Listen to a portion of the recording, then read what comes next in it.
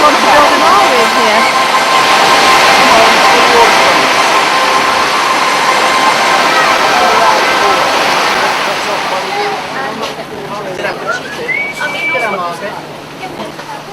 Oh yes, she's...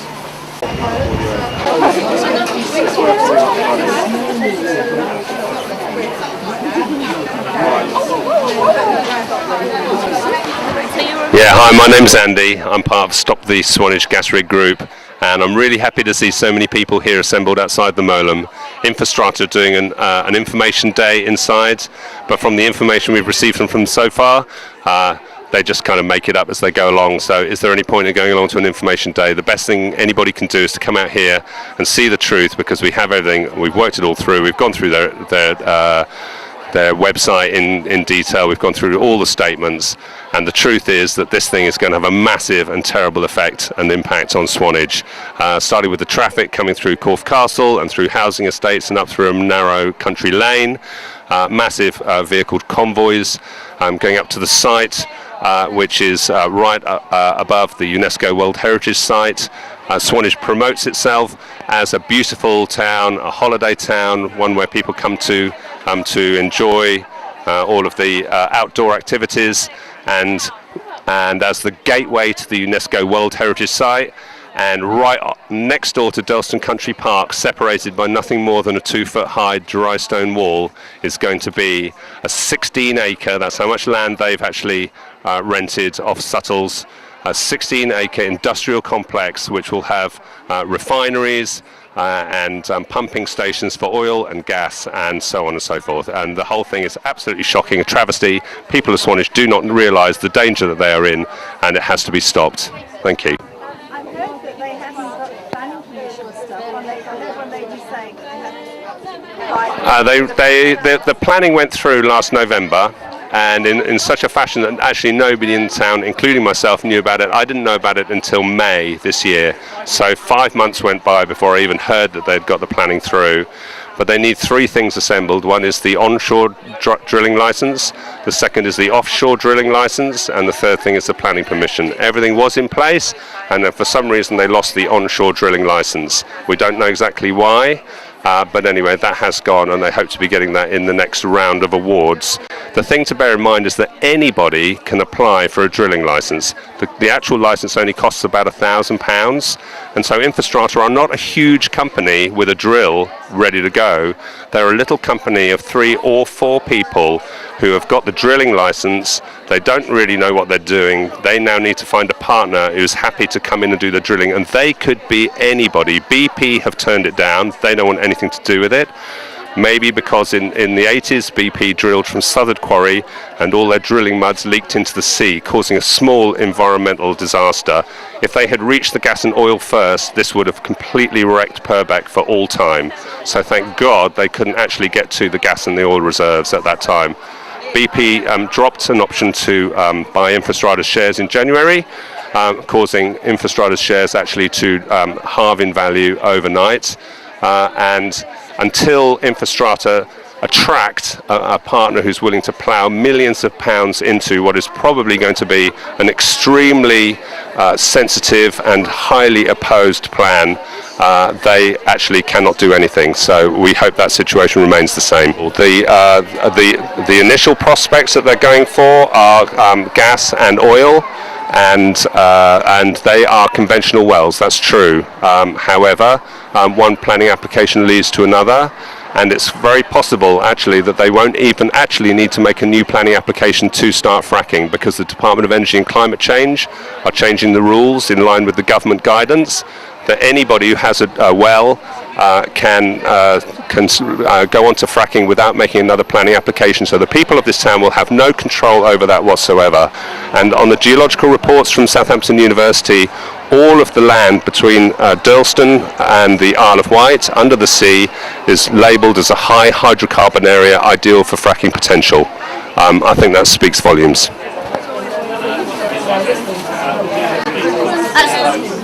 Stick that in your bag, that's new anyway. Trail campaign is the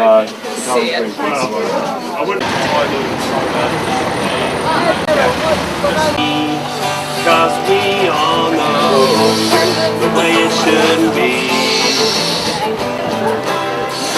Stand by me, 'cause we all know the way it shouldn't be. Stand by me, 'cause we all know. Stand by me, 'cause we all know. Yeah, 'cause God even knows. Hello. We've been investigating fracking for a couple of years, and we wish things were all right, but they're not, because we've studied the entire planning material for the California Quarry in Swanage, where the company called INFRASTRA, which is also operating in Northern Ireland with the exact same setup and application. Only in Northern Ireland, the farmers are in the roads with the tractors, and they formed a limited company, and they are much more organized, I'd say, than I've seen in many places. We're very organized here. We are several groups, and for such a small place, I think that's remarkable. Some are more into the rig side itself, some are more concerned about the fracking in general. But what we can see from studying the entire planning material over and over is that there is no documentation substantiating the statements made. It's not consistent, it's not hanging together. And we even see handwritten notes sort of hinting at, make sure they don't suspect that we're going to frack. I'm not saying they're planning to frack, but we have no sense, no feeling of where this is going. And that's not comfortable, because we know that the bedrock is not. The way to illustrate the bedrock is not like a sponge cake. It's not horizontal layers. It's zigzag up and down, and especially here in Purbeck, it's a very broken up bedrock, and nobody knows what's in the bedrock until you look. And since we have a government apparently easing the regulations on the fracking to attract investors, and at the same time no clear plans and no business plan, we are deeply concerned. Our local scientist says that it's actually part of exploratory drilling to also exploratory frack, which didn't really make us happier. It's a beautiful place here, and I'm brought up to fight for what I love, and I love Swanage. But they admit that the fracking experiment in Blackpool caused earthquakes.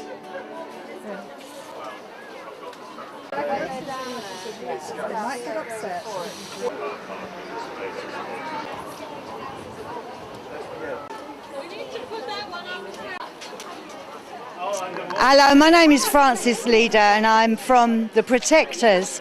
We're an organisation nationally, and we are fighting fracking and drilling generally in the UK. We are the people that caused such a kerfuffle at Bournemouth, and the same people that caused just as much at Barton Moss. We've now got 6 different sites in the UK that we're protecting, and this is one of them. We're here today because INFRASTRA have decided to hold an information event here, and I've just been up there to be informed, and I didn't like the fact that I was being lied to, so I started shouting at them really and told them the truth so that everyone in the room could hear. And they asked me to leave. It's most bizarre. They didn't want to admit that fracking is going to occur here. They are sticking to their story that they won't be fracking, that they're doing a conventional drill into sandstone. But in order to get to the sandstone they're referring to, they have to pass through the shale. And the only way to get oil or gas out of shale is to frack it. And who's going to know if they've done it or not? Because there's not going to be a person from deck up there monitoring what they're up to. So no, I don't believe a word they say, and I'll be going back up there as soon as I have had a little drink and let them know the truth again. Just had a little track-off badge, but like... Hello. Hello. I'm a resident of Swanage, and I just think that it's time to stop messing about. We've really got to get these renewables on the go. All the renewables possible. get our candles out and take it seriously. That's it, really. That's why I'm here today. I don't trust the big energy companies. They say one thing, but we're going to be watching in Swanage to see what develops and how things evolve over the next year. And if there's any risk to our environment, we shall be there resisting it. That's it.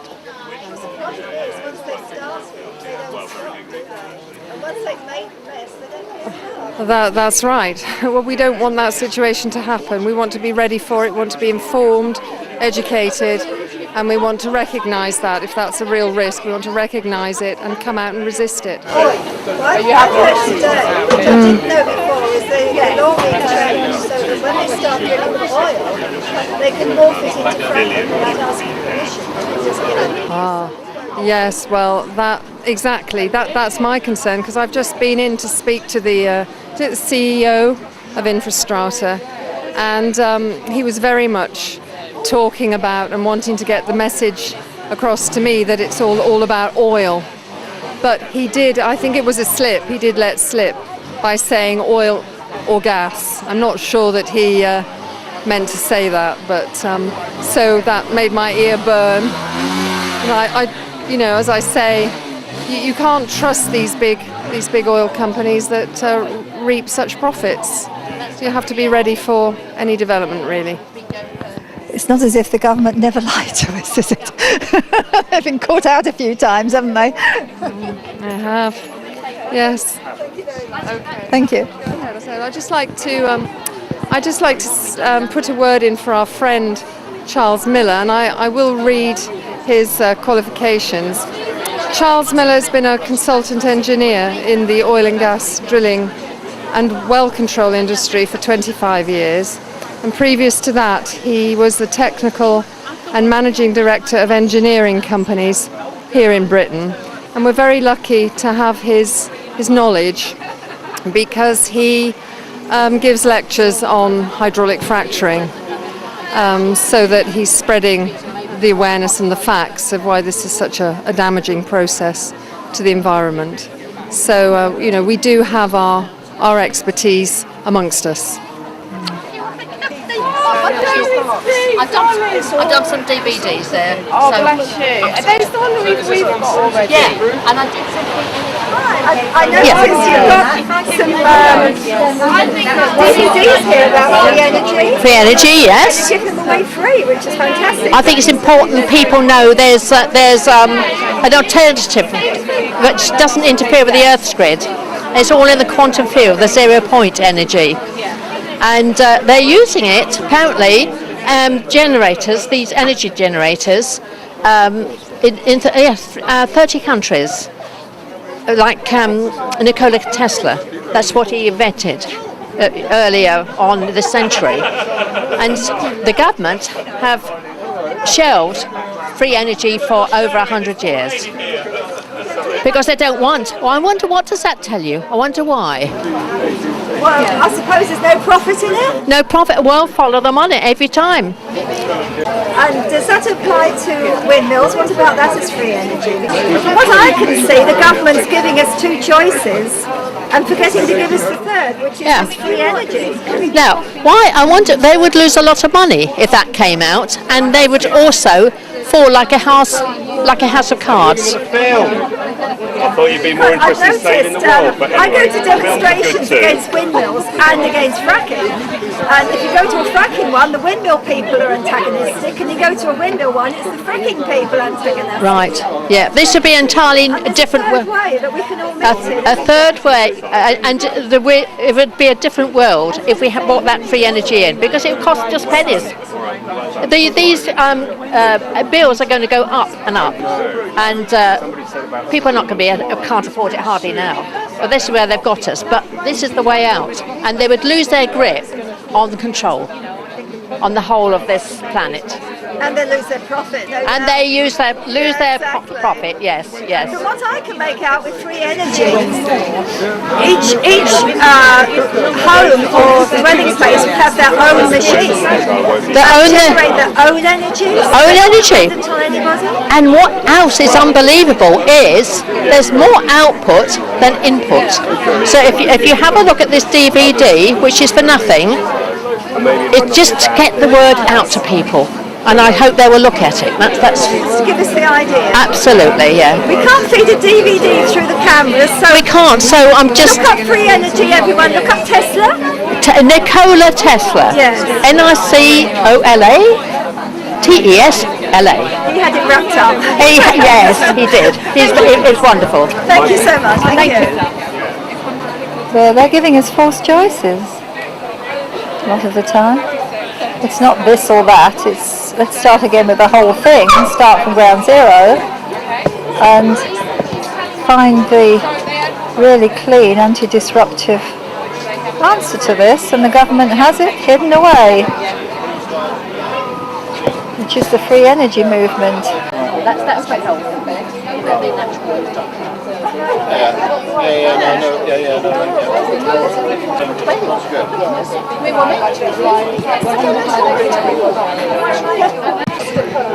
This is just a little extract from some of the information we've got here on the table. And this is all the areas surrounding where they want to dig it up and pollute. It's a beautiful area. This treasured Jurassic coast. And that's all they want to do is pollute it. For dollars. You can see the people here have done a lot of research. A massive amount of information available. Go to their websites and I'm sure you'll find this information on their websites. And you need to remember, this might be in Swanage today, but tomorrow it'll be your piece of the coast, your part of the country, your village. And then your part of town where there's any little green space they want to dig under, because they have the perfect legal right to do that now, thanks to our government digging and fracking for dollars.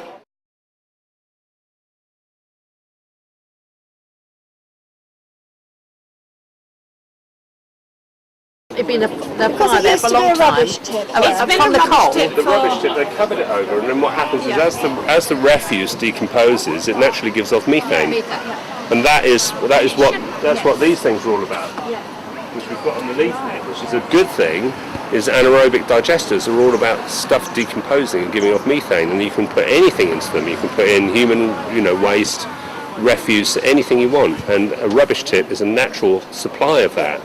But what they do currently is they have these pipes that go into the ground that have an igniter in them, and so they just burn the methane into the gas and flare it into the air and don't utilise it. That's what he's saying, I suppose. Yeah. Is that you should be at least collecting that and utilising it. This is what he said. This is what you need to ask also county council. Well, they haven't dealt Yeah. with it. Well, They haven't dealt with the methane. no, they haven't.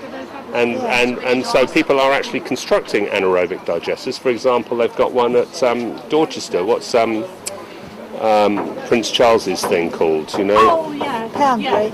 Poundbury. They have got an anaerobic digester in there, and that's where they're getting their gas from. So they are doing it. I mean, they're starting to spring up all over the place, and apparently all over Germany, villages have got these in large enough supply, large enough anaerobic digesters that they get all the gas for the village from that. So each village is just equipped with its own local methane supply, which is free, because when you flush the toilet, what do you do with it? You don't want it anymore. If you can turn that into methane, look at that, problem solved. It's easy. And while we're at it, the current going past Durlston here, it goes down 60 or 80 feet straight down, out as far as you can see, and the current is like 8 knots on a spring tide going backwards and forwards. And so you've got about £500,000 worth of energy an hour flowing right past this point here, that if you were to tap into it, is solve all the energy problems, but not just for Dorset, but you'd be able to do most of the south of England just from that one installation. You put half a dozen of those around, it's utterly predictable because you just get your tide tables out and you go, I know exactly how much energy we're going to get because the tide tables tell me that on the 14th of January 2023, you're going to get 3.8 knots of current coming through. That tells you exactly how much energy you're going to generate. You place them at different intervals so that each one is peaking at a different time, and therefore you have a constant, continual supply of energy. Out of sight, out of mind, forever, end of story. Simple.